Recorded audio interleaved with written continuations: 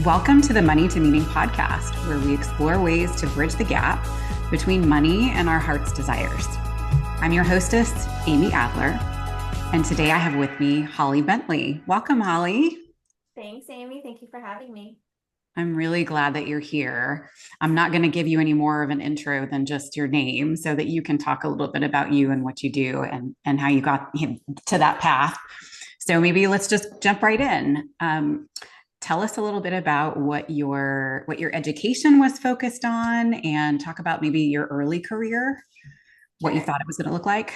Yeah, let's start back there. So the funny thing is, my parents hadn't always kind of pushed college on me. My dad had always really pushed college on me, and it wasn't ever anything I was super excited about. And then in my teen years, I was living with my mom and stepdad and was bumping heads. They were very strict. I was the oldest, so I got the brunt of it. And they were in a very, very conservative religion.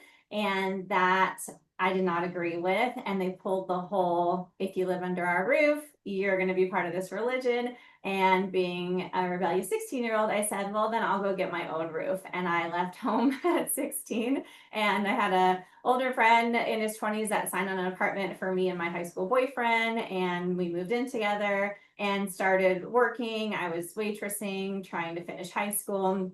And so I actually didn't go to college and just really learned to hustle to make money at a very young age and worked my way up the corporate ladder. So I started in sales, which is always a good place if you're trying to make money without a degree. And I just over time had gotten into mortgage. And first I was computer sales, then I got into mortgage, and then I got into auto financing. And then the last job that I had, I was there for 13 years and worked my way up from sales to manager to director of the account management department. So I had gone to college. I did like one semester in my 20s thinking that I needed it, and it just wasn't for me. And I was already in the mortgage industry, and I was like, why am I even doing this? Like wasting my time when I want to spend time with my friends. It just never really made sense for me. And then, me and my husband like both worked our way up to making really good money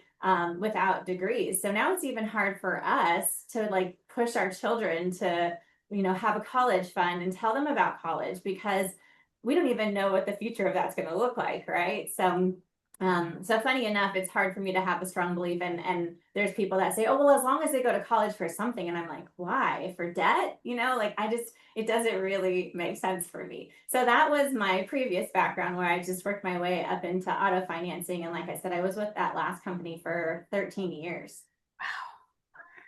That's a long time to stay in that world.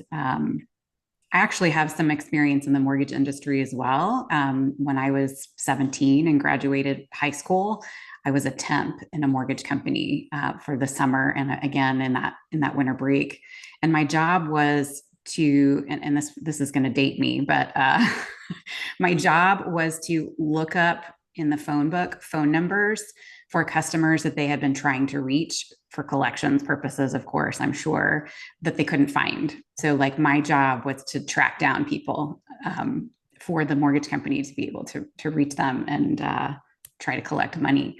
And funny enough, like, my mom ended up switching careers and going into the mortgage industry as well. She had been an ESL teacher, English as a second language, for many years before that. But when she heard about what I was doing at the mortgage company, she decided she was going to apply for a bilingual position there in customer service and ended up finishing out her career before she retired in mortgage as well. So it's a really interesting, broken industry to be looking into.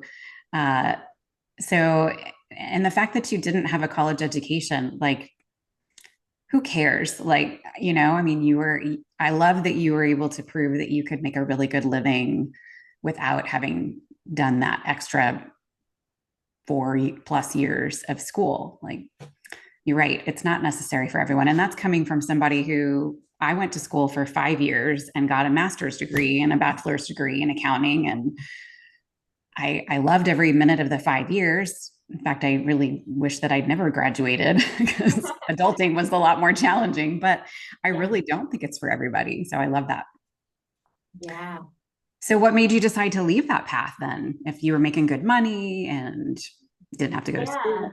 Well, first I wanted to touch on what you said about the mortgage industry because in dating myself also, I was in the mortgage industry in 2008 and I was Gosh. working for Wachovia and they got bought out by Wells Fargo and I was in a call center of like 3,000 people and they laid off, I think over 1,000 when I got laid off at that point. And they gave us a nice severance package. So I took my money and ran off to France with my roommate, and her and I lived in the south of France, which was really awesome and really fun because at that point, I was almost 30, but I was kind of having a midlife crisis of, is this really what I want to do? Like, this is horrible how this happened. I saw men in suits like crying because they had families and mortgages and sports cars in the mortgage industry and they didn't know what they were going to do. And I was like, I don't ever want to feel that stuck. I don't ever want to be in an industry that I feel like my whole life is falling apart and I could lose everything because of one layoff, you know?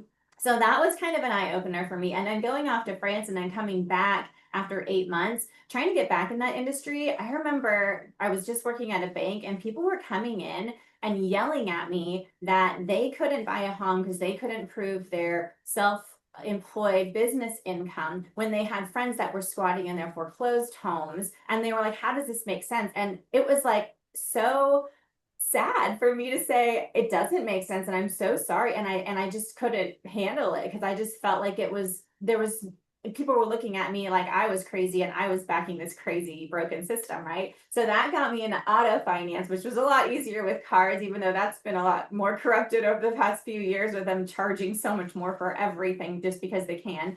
But then after that, in the last industry, I was just selling an auto financing technology working with credit unions. And about the 10-year mark, I kind of started feeling like, is this what I'm really meant to do? And I was going through more of an awakening and I lost some people really close to me within 1 year. I had 4 family members pass. My mom passed, unfortunately, because she got COVID. And that kind of sparked the breadcrumbs that had been laid for my awakening, where I started listening to near death experience podcasts like Next Level Soul, because I wanted to know where all my family members were, what was happening with them. And I had already had an issue with religion because of my upbringing. And it just really led to my awakening where I was working remote, sitting at this desk for this finance company, thinking there is more to life than this. Like, this is not it, you know? And so the first thing I did was went to some other companies and interviewed thinking maybe I could find something better. And I couldn't find anything better. And nobody would pay me as much. People wanted me to travel more, which I'm already a mom traveling once a month for 13 years. And then they didn't have, you know, the good benefits. And I love the people where I work, but that's not the only reason you should stay for a job. So once I felt like that job was the best thing, then I felt trapped. Then I felt stuck. And I'm like, oh my goodness, I'm going to be sitting in this chair in 20 years from now doing the same thing because this is as good as it gets. And that scared the crap out of me. So I was looking for something and always been pretty open-minded, but during this awakening process, I just decided on a business trip to see a psychic when I was in Lake George, New York, a gorgeous place. I'm walking down the street just on a whim, walk into this place, and this psychic, she's saying everything right. Like, she knows that I've had 2 pregnancies and 3 kids because I have twins. She says, you've had 2 pregnancies, 3 kids. Like, she's on the mark, right? I'm like, okay, this lady is legit. And then she says, you need to be working for yourself. And I'm like, what? I never thought that. But something when she said it, it wasn't like she was seeing my future. It was like deep down inside, she knew something that I needed to know about myself. And it kind of just like set me on this spiral of like, what does she mean? And then she said, it's something in healthcare. And I said, healthcare? I have friends that are nurses and they're so stressed out. People are leaving the nursing industry. And she said, no, not nursing, not regular healthcare. Not the traditional. Exactly. Not Western healthcare. She's like, who do you know in like a wellness? And I was like, well, I love my massage therapist. Like, I go to her once a month for years. And she said, follow that. And I'm thinking, massage therapy? Like, that doesn't. So I just kind of was like, open-minded, like what is out there and what can I find?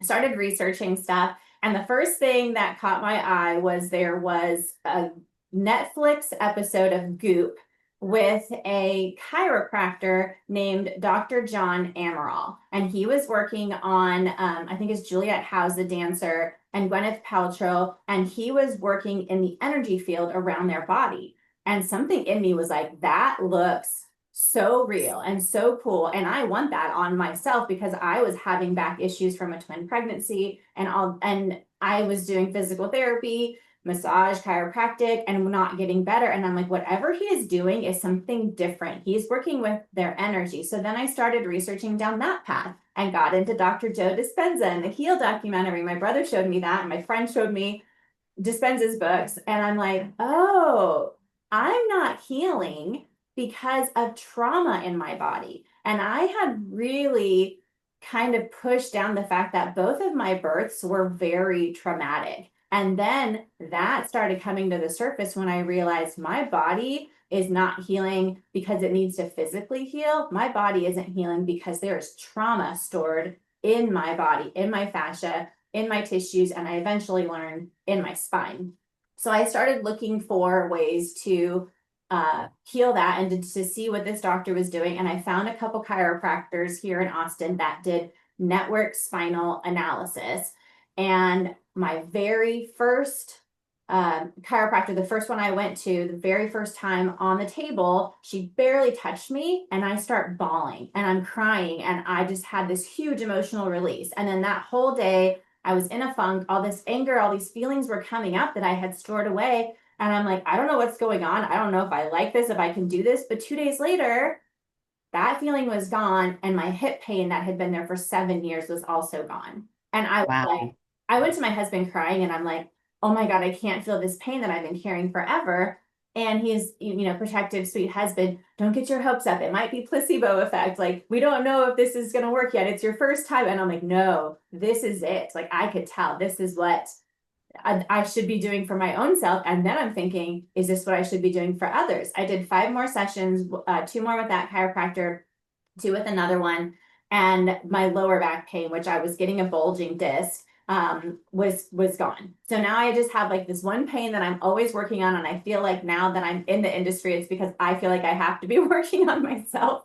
But I was looking into doing network spinal. And because I was doing all this searching on the internet, the algorithm popped up Spinal Flow. And that's how I found what I was supposed to be doing. Wow. Okay.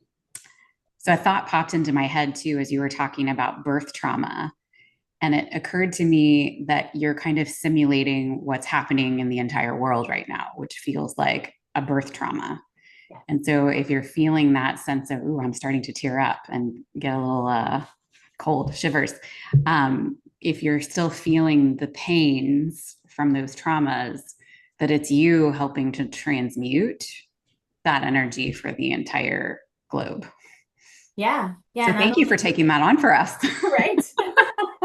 like all of us, we're just here to break generational trauma. No big deal. And I don't know where that idea came from. Like sometimes I say things that are completely off the wall and make no sense whatsoever, but that's just maybe a possibility for you to consider. I mean, I Yeah. agree that as a practitioner, we always kind of expect that the practitioners are consistently practicing what they're doing to be Yes. able to remove your own crap from the experience of the people that you're helping.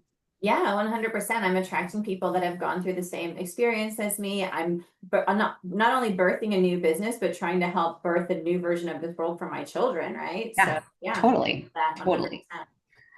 And I just love that you went from this corporate nightmare in financing, in mortgage and auto financing, now to this really beautiful business that really helps people. So talk a little bit about what that is. Like, what is Spinal Flow? What do you love about it? And owning Yeah. business too, that whole piece of it too. Yeah, it's not something that I ever saw. Like, 2 years ago when that psychic told me that, I never saw myself being technically a body worker, but also, working with energy. Like, I didn't even think that was, in my in my future at all. And so different from what I was used to. But it also, as soon as I saw Spinal Flow pop up and I watched the masterclass to go to the training, it was just like, what do they say?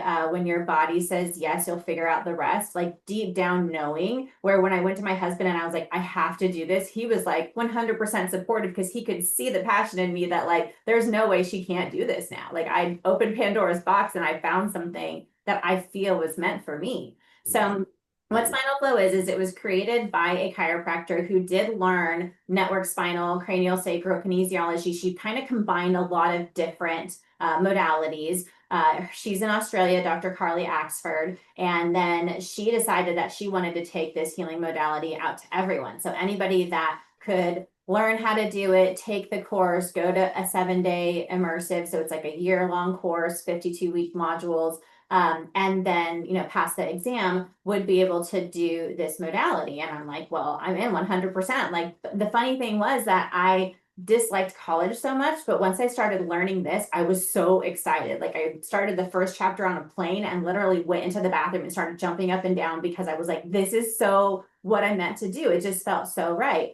So what it is it's really a way for people to get their nervous system calmed and regulated so that their body gets out of fight or flight, and whatever is going on with them, whether it's physical stress, that they have accidents, injuries, chemical stress, like they have hormonal issues, or they're taking a lot of prescriptions because they've had to for pain, or accidents, injuries, the chemical stuff in our food, water, or emotional stress like I was dealing with, not even just like the big T traumas, but also just things that we couldn't process at the time, and we put them to the back of our mind. That stuff literally gets stored in our body, in our spine, and creates blockages in our spine.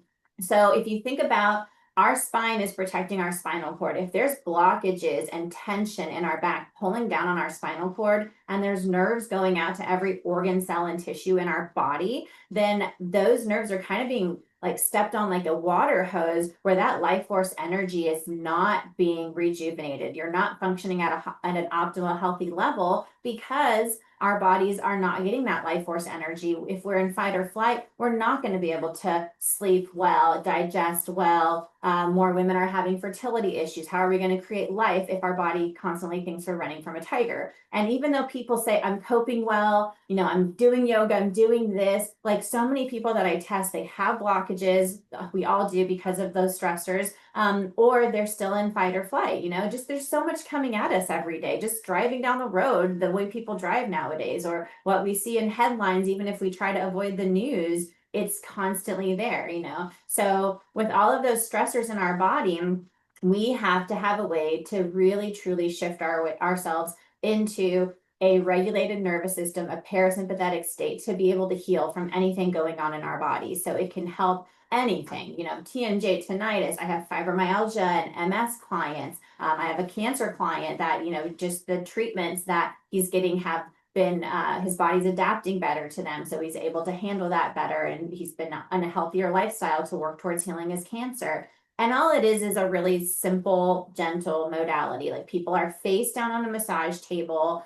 Practitioners are trained to utilize access points on the sacrum bone, on the tailbone, on the cranium, and we're just gently pressing on these points. So it's very gentle. It's not like chiropractic or massage where we're cracking or manipulating or bruising. We're really, really just hitting these spots that is signaling the brain to calm the body, enhance the cerebral spinal fluid going up and down the spine to relax those blockages. So every time someone comes into me, the tension in their back is lower. The blockages that I feel are loosened. People feel like, oh, wow, I feel like I just had a massage. Or they say, I can check my blind spot now, I can turn my head. And it's because all of those layers of tensions has relaxed with me just telling the body to do that. I'm not actually doing anything. I'm just getting the right points where it's signaling the body to be able to put themselves into that state and heal it themselves.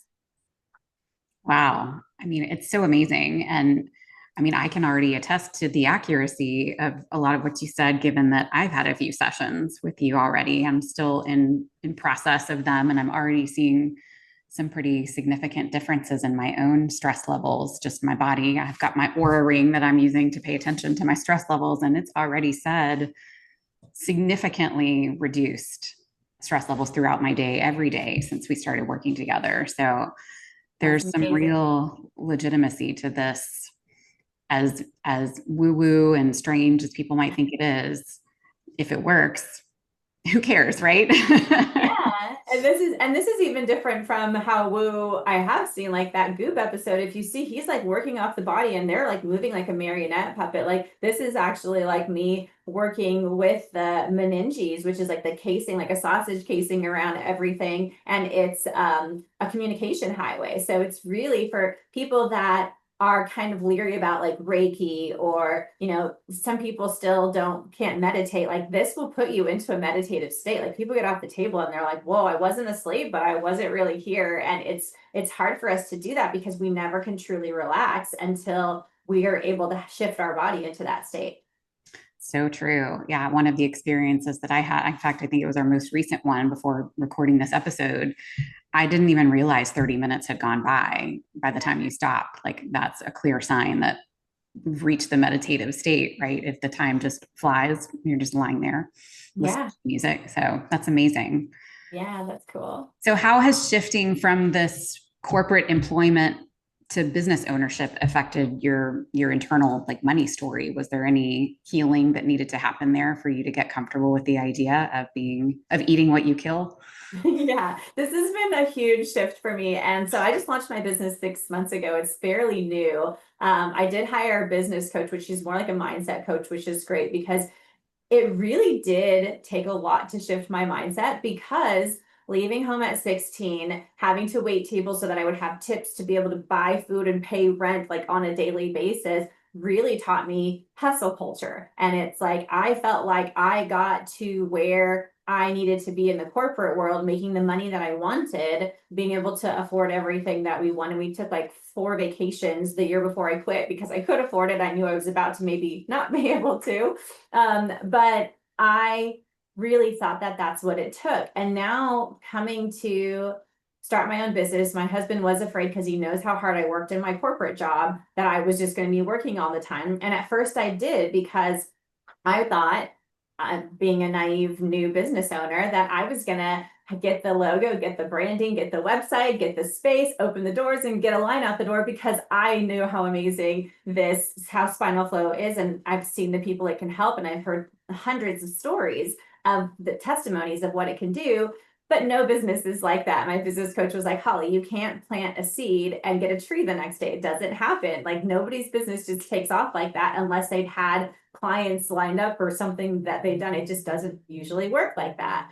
And so instead of being like, oh, it'll be okay, I dug my nails in and I was just like posting all the time and doing all this stuff. And I was going to work my way to burnout until I had to really sit back and be like, what am I doing? Like, I'm already working more hours than I was in my corporate job when I was trying to work mom hours to be there more for my kids. Mentally, I'm at work all day because I'm like, oh my gosh, this is my baby that I'm birthing. I got to help raise it. And I really had to shift that mentality to allowing. And it's really funny because she was talking about the 80-20 rule, and I've heard about that forever. I always thought, and maybe it is in some places, you push, push, push 80% and then allow 20%. But no, you work 20% and 80% is the allowed. And it's so funny when she said that to me, I was almost like, no, that's wrong. Like I'm telling her, my business coach, that she's wrong. And she's like, Holly, no, you work the 20% and the rest is allowing and being open and shifting your mindset and not having any scarcity or lack mentality. So the pinnacle moment was actually pretty recently, and it involves you. It's funny enough, is that when I was trying to shift out of that mentality, like, okay, just let it be. We had a bunch of travel points from my corporate credit card from my corporate job, like on my card. And we're like, let's just take a Disneyland vacation. We usually go somewhere every year. So last month we planned this vacation. And just like with my corporate job, I learned how to be really good and like turn off my work mind and just focus on my kids and be very present. When I did that and I was not posting every day and following up with people. Do you want to book a session and all of this? And I just turn off my business mindset to focus on my family, go visit my brother in California, spend quality time with them. I came back and met you, and then two more people that weekend bought packages from me. And that was the first time it had been like bam, bam, bam. And I was like, oh, okay, universe, I see what you're trying to show me. And I just thought it was so funny that it was really when I stopped pushing and hustling that things opened up for me. And I'm so much closer to my goal of the amount of sessions I want to do this month than I was before. And so I'm kind of walking that line right now of how much do I do and how much do I allow? Because it's been so ingrained in me since I was 16 years old that it's really hard to get out of that mindset. So I have to put myself in check daily. Wow. Yeah. Gosh, I can totally relate to all of that too, from my own shift from corporate employment to owning a business.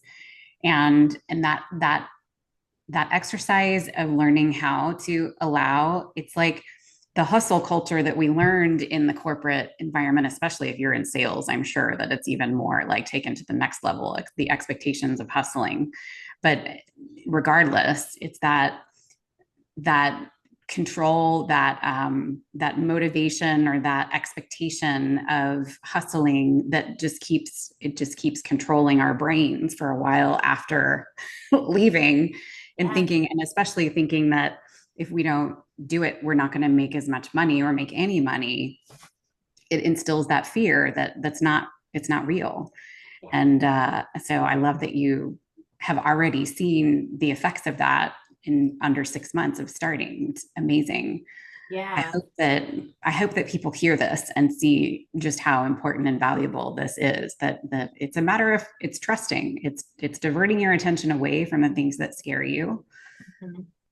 and Yeah. trusting that it will be there, that it will be, you will be taken care of. So Yeah, and me being like type A Virgo, Enneagram 1, like my whole previous mentality was control, plan. So living in uncertainty of like how many clients am I going to get? How much money am I going to make this year? When am I going to break even? Those things that my body is like freaking out. Like, like my nervous system, I'm having to get this work done on myself because it's a big shift mentally and physically from everything. So yeah, I think that that's where I wanted to share that, because I feel like that's where business owners go wrong. It's like they get to the I'm so uncertain that it's so fearful, but that's where the breakthroughs happen, not in the struggle, it's in the letting go. And that's really hard for people to learn. And the only reason that businesses fail is because people give up and they don't try different strategies, and they don't get past the point where they can really just trust that it's going to work.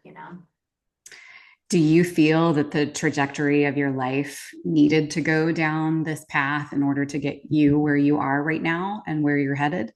Yeah, I do think that I learned a lot from the hard work and what it took for me to get to that point. And I needed to know that without a college degree, I could be making, a really good six-figure salary, and that I could do that. And I held a lot of pride around that. And it taught me a lot, but it also made me realize that I was doing too much. Like now in this path, I think that I couldn't have lasted at that job even if I didn't find something else, because I realized after I left and someone came in after me that I'm teaching them what I learned after 13 years. And they were like, you're doing all of this. And I was not smart enough to ask for help and push for help and get stuff off my plate. And I was just the kind of person that's like, I can do it. I've always done it. I take on the brunt of everything. I'm the mom, I'm the big sister, I'm those things that I put myself into these boxes. So I just felt like I had to carry all this load. And so that's nice to have the shift to the autonomy, to be able to, schedule appointments when I want to, and, meet with people that I want to meet with, and spend time doing podcasts and things that, are not just the grind, where I'm actually doing meaningful things and having amazing conversations with beautiful people, and helping people have these amazing realizations about their life and themselves like I have. And yeah, I do think that everything has happened up to this point like it was supposed to. That's awesome. And yeah, there's so much more to the value of those conversations than just money. It's not about the money, it's about the meaning. Yes. So when you were in that corporate world, did you notice anything in the structures that you were in that seemed maybe broken or didn't work very well for people in general, in either the finance or healthcare industries, honestly? Yeah, well, the finance definitely, we kind of talked about like the mortgage industry, that, and then auto finance, when I'm hearing, like, people are, people at the dealerships are selling so much less vehicles, so many less vehicles and making so much more money, things like that, where I'm like, they're just doing it because they can. And we're all over here getting the brunt of it. And there's no regulations against them just charging over MSRP and all those things. So those things were very disheartening working in that industry, both, mortgage and auto finance. And then in healthcare, I mean, the stories that I hear now, and not only that I've experienced where I've had friends that they were diagnosed improperly and got put on the wrong meds that caused long-term issues, or they were not diagnosed when they should have been, and they had kidney disease, and because their doctor didn't find it, they went into kidney failure and now are living on dialysis. Just things that I see all the time. People come in and they're just so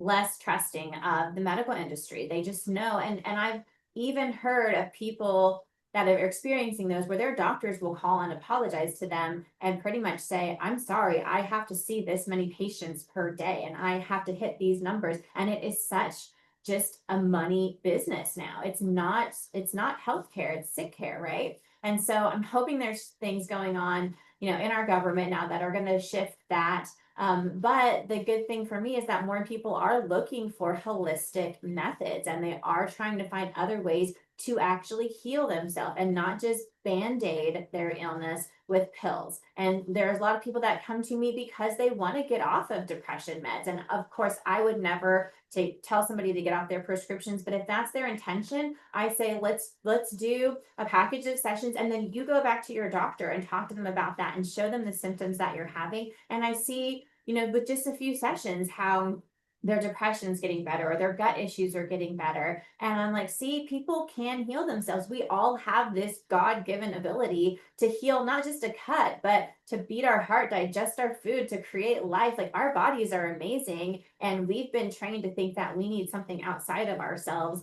like a pill or surgery, which people just run to automatically. And sometimes it either isn't needed or makes things worse, when they could be first trying to heal themselves and using those things as a last resort, if it's even needed. Yeah, and I think that the medical and pharmaceutical industry is afraid of people like you who are doing work with people that gets them away from spending their money buying the pills and seeing the doctors all the time. Because really at the root of it all is the health insurance and pharmacy, big Yeah. pharma companies. They're all in bed together, right? They're all owned by each other. So if Yeah. if the health insurance company loses money and the big pharma loses money, then they're on a sinking ship. And I think that they're doing everything that they can to hang on right now.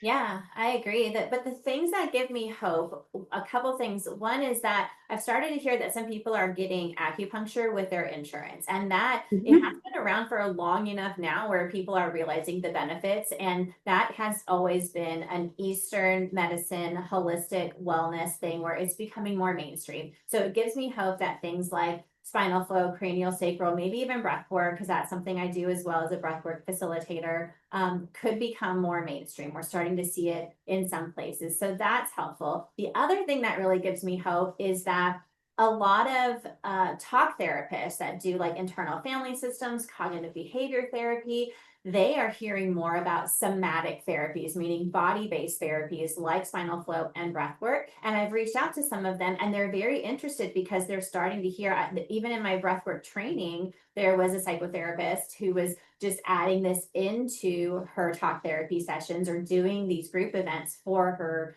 patients. And I have a couple therapists that come to my breathwork events, and they're trying to get their clients to come because they see where we can bridge that gap. People go to talk therapy, these things are coming up from them, traumas that they've buried that their mind couldn't handle from childhood, since even before they were, 4 or 5 years old, like, are coming up, and they can't handle it. So they want to quit therapy. But if they can come to me and they don't have to talk about it and they don't have to relive it and they don't have to have that repetitive thought loop coming up in their mind, they can just get on the table and cry it out, or be in that nice meditative limbo state where their body can do what it needs to do, and they can integrate that and release it. It's not something that they have to, pine over and be afraid of. So I feel like bridging the gap between talk therapy and somatic therapies can help somebody that's afraid of either, or not trusting, or maybe they start with one and move to the other, right? So that's been really great for me to see that talk therapists have been more open to body-based therapies.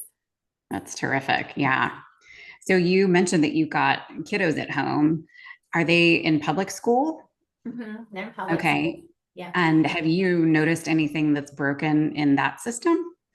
Yes. And that's another reason that I'm so great that I'm learning these skills. I never realized that maybe I was supposed to learn these because I was supposed to help my children. And obviously, doing the work that I was doing on the way to here, was going to help break some of the generational trauma for them and their children, and hopefully other people's children out in the world.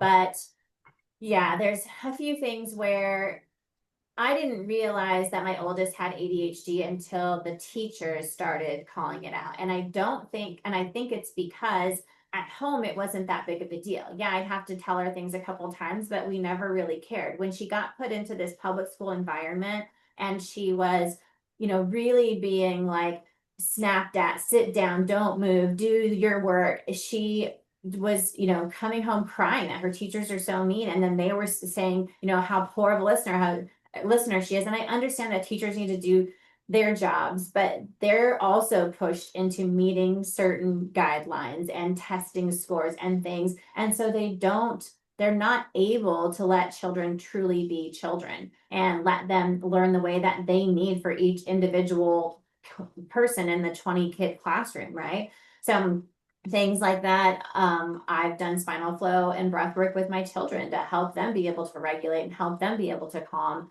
And I'm still working with my daughter to see if we can help her with her ADHD on that. And I know that there are body-based therapies that work with ADHD as well. And it's just sad that I know there's some really good teachers out there that have left the school district because they can't handle the role that they're put into, when all they wanted to do was help children, and they don't really get to nurture them in the way that they thought they could.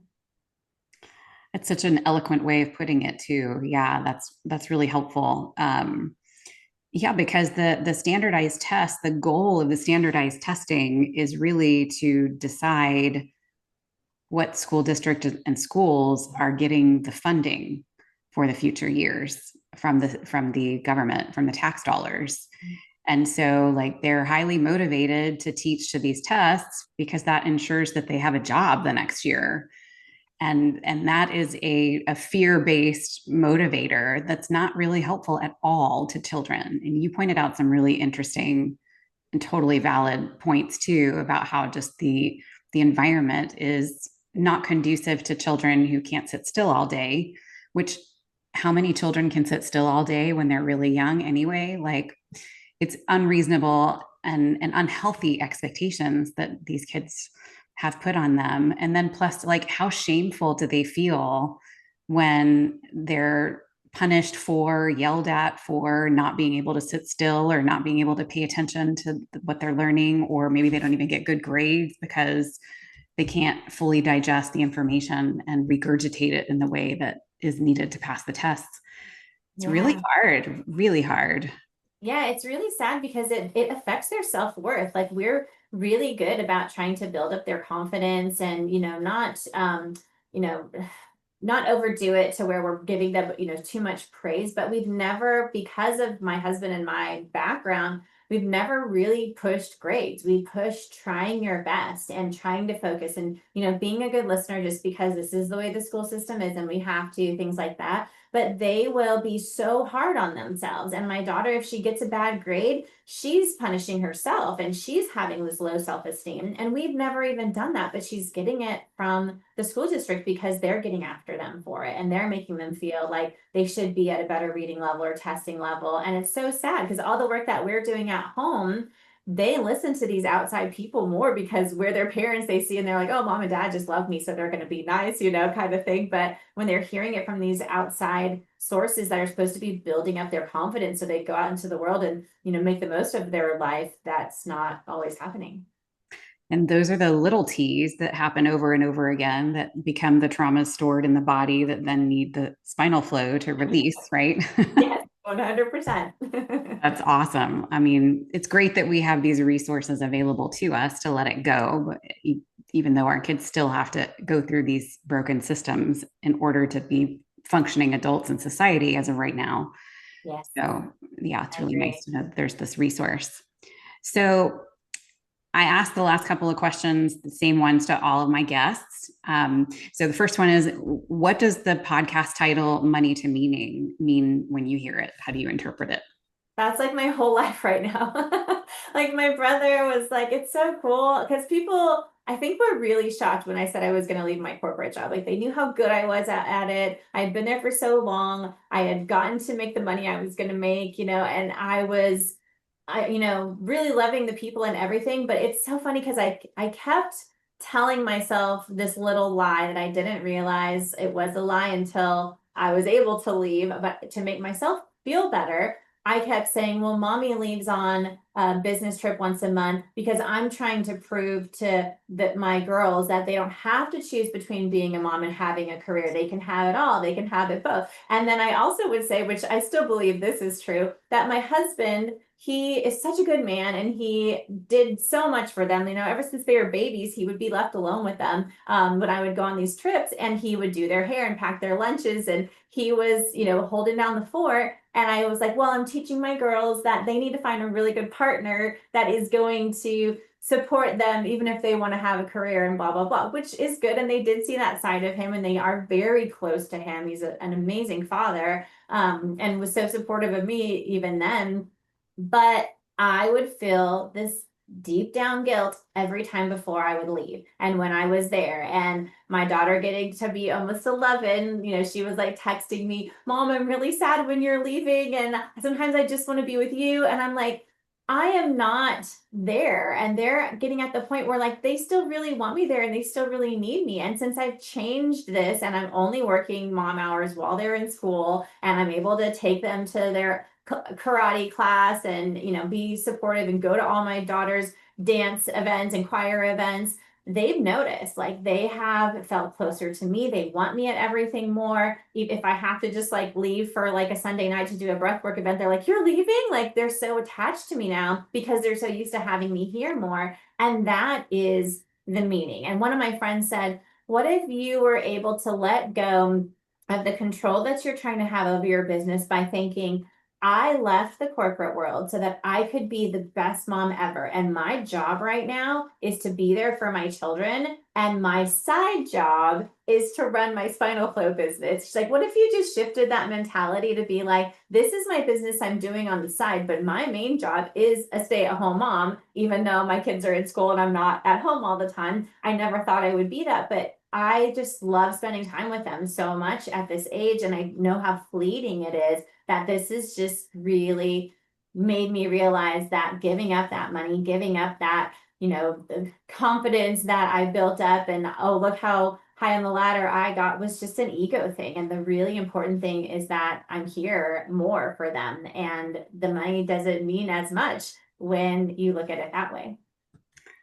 That's beautiful. And I think I would challenge that it was a lie that you can't have or that you can have the career and the relationship with the kids or your time with the kids, because you just explained why it's a lie, right? Yeah. The whole 80-20 concept is absolutely legitimate and works great. And then if you're not having to put so much energy into your business, then you have all this extra time to devote to your family. And it's both. It's a both and. You can have both.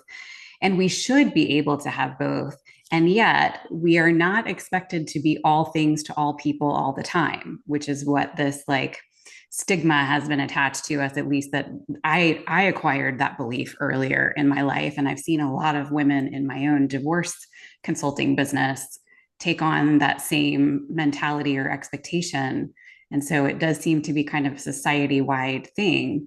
And it's not, if that's not real, that's a lie. Yeah.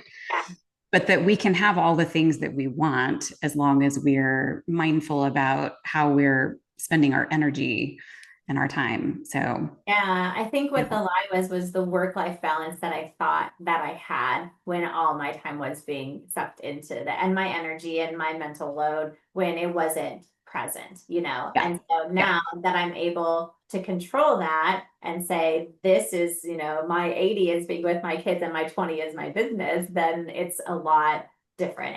And I can tell just the shift in, you know, how much better I feel stress wise, how much happier I am, how much more present I am, all of those things that we all want to be, that it's so hard to be when you're working for somebody else on their time for their money.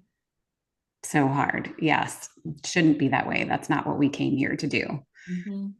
So it's so awesome that you've figured it out and that you're doing such meaningful work in your side job. I feel it. Yeah, thank you. Awesome.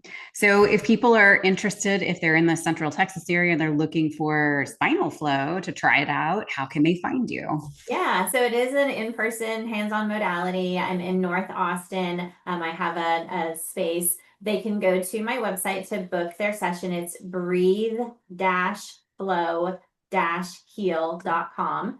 I'm Breathe Flow Heal on Facebook and Instagram, and I have a lot of Instagram reels talking about you know, how it regulates the nervous system, how there's no contraindications, how it works for, you know, kids, anybody that is recovering from surgery, even for babies that have colic, you know, their spines were kind of squished in the birthing or they had a traumatic birth themselves. So it's a lot of different videos on like entrainment, healing in groups if people want more information, or just 2 short videos on my site for more info about spinal flow. But yeah, I'm taking new clients right now and I would love to help anybody that wants to check it out.